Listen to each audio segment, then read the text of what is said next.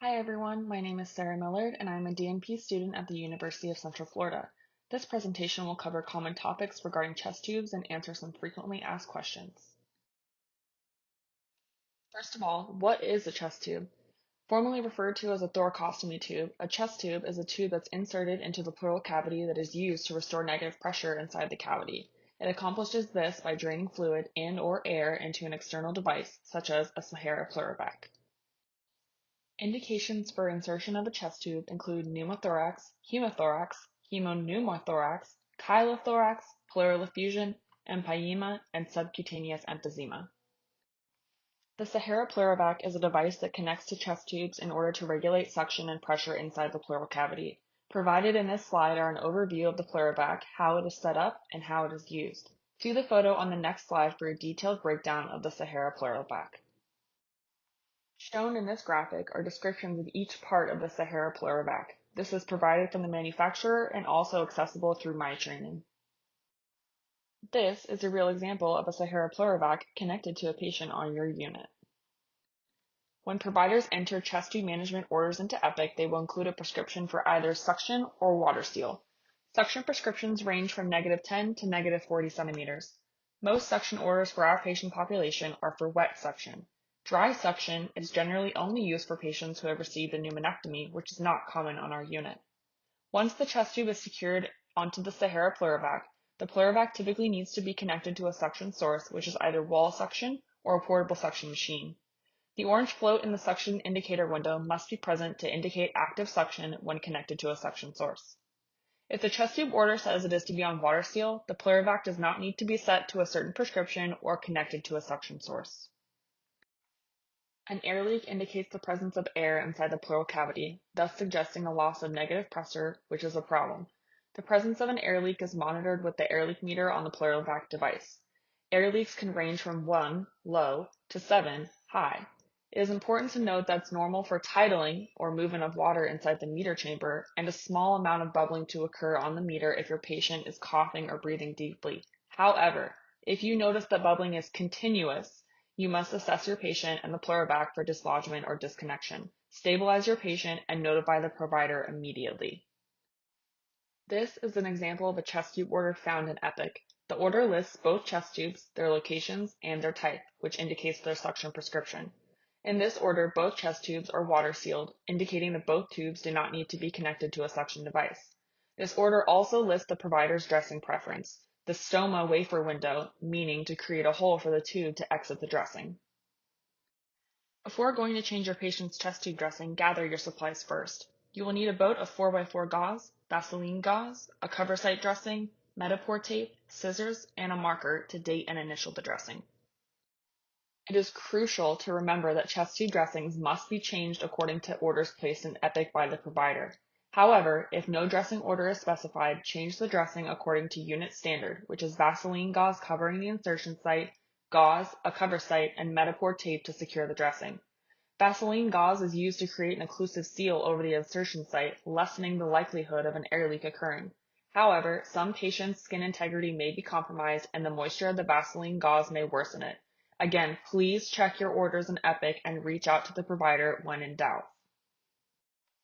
Let's review the steps to change a chest tube dressing according to unit standard. Remove and dispose of the old dressing. Then, using a Chloropep, clean the skin around the insertion site and let dry. Then, cut a piece of Vaseline gauze, leaving enough length for it to be wrapped around the tube at the insertion site. Place one 4x4 gauze folded in half under the tube to lift it off of the patient's skin.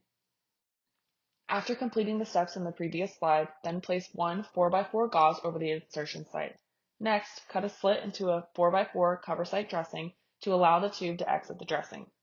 Lift the tube up slightly and use Metapore tape to secure the edges of the cover site slit together, effectively closing the dressing. This ensures that the gauze under the cover site will stay in place. Place one more piece of Metapore tape over the tube, securing the tube to the dressing.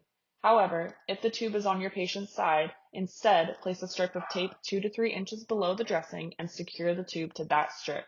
The chest tube in this example is directly under the patient's sternum, so securing it under the dressing is unnecessary since it is less likely to move around as it would if it were on your patient's side. Finally, initial and date the dressing, then document the dressing change in Epic, which will be shown on the next slide.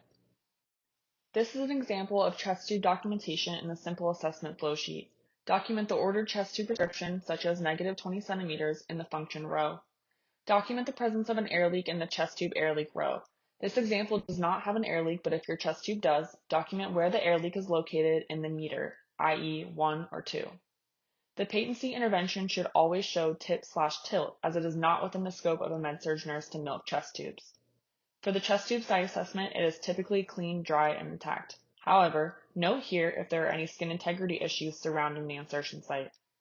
Document what you use to change the dressing and dressing type, such as Vaseline gauze and a gauze dressing if applicable. The dressing status row should either say clean, dry, and intact or change/new, depending on if the dressing was changed. A rule of thumb is if the dressing is not clean, dry, and intact, it needs to be changed.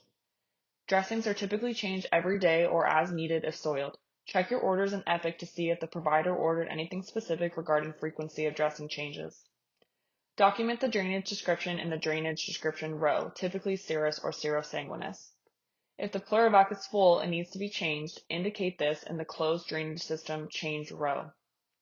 Nurses do not instill anything inside chest tubes, so the input row should typically remain empty or say 0.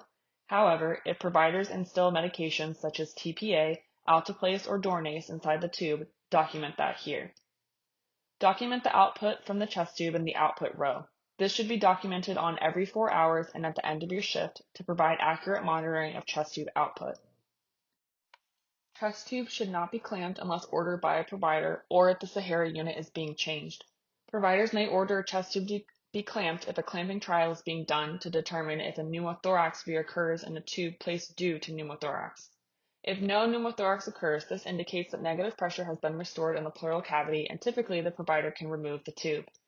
Additionally, a chest tube may be clamped if the fluid inside needs to be collected for testing or if medication such as alteplase, Dornase, or TPA is inserted to improve drainage of a pleural effusion or empyema.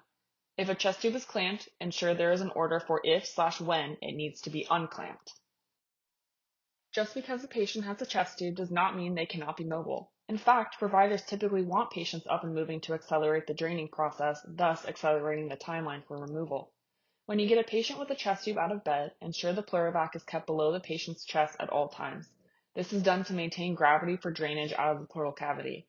Additionally, ensure the chest tube remains unkinked and unclamped with movement. If the patient is connected to suction, have extra tubing and/or a portable suction machine ready to use if needed. Say you enter your patient's room and notice the chest tube is no longer inside the patient. First of all, do not panic. Quickly place a sterile occlusive dressing over the insertion site. Ideally, this would be Vaseline gauze and Tegaderm, but regular gauze will suffice if enough pressure is applied while placing the dressing. Ensure that your patient is stable by promptly checking their vital signs, especially their oxygen saturation, then notify the provider immediately.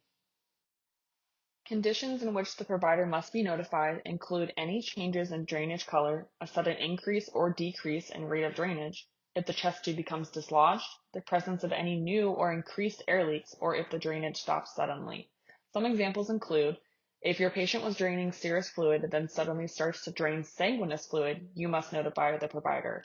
Additionally, if your patient was draining 10 mLs every 4 hours but is now draining 80 mLs every 4 hours, that's also a time to notify the provider, or vice versa. Thank you so much for attending this presentation. If you have any questions regarding this topic and/or the material presented, please direct your questions to me, Sarah Miller, at sa423871@ucf.edu.